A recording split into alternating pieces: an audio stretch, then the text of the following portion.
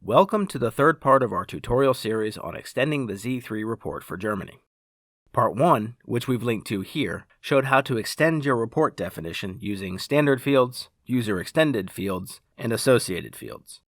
Part 2, linked over here, focused on creating a new report document in two sets of circumstances, either drawing on an existing CDS view or when no CDS view exists. Part 3 shows you how to deactivate the standard reporting activity once you create your extended reporting activity.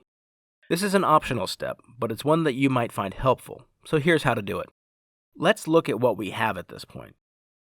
Here, our configuration expert has opened up the Manage Your Solution app and gone into Configure Your Solution. We'll go to the Finance Application area and then the Statutory Reporting sub-application area.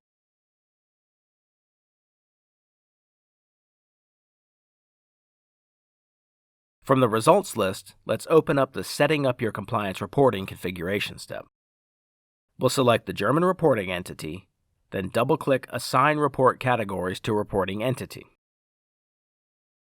Now we can select our entity again and double-click Set Properties of Reporting Activity.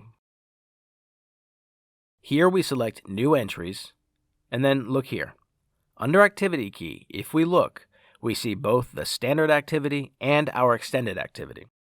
Remember, the standard variant is overwritten with each cloud release, which is why we made the copy to extend and change to suit our needs.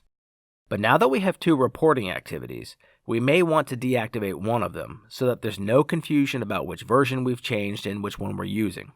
So let's select the standard activity, add in the Use As Of date, and then we'll select Deactivate. I'll go ahead and condense my view so we can see everything. Now, if I save my changes, then the standard activity will be deactivated and only the extended activity will be used going forward. Like we said, this is an optional step, but it may help alleviate potential confusion. And there you have it. That's the third of our three-part series on how to extend the Z3 report for advanced compliance reporting for Germany. And here are the links to the first two videos in this tutorial series, in case you want to go back and see them again.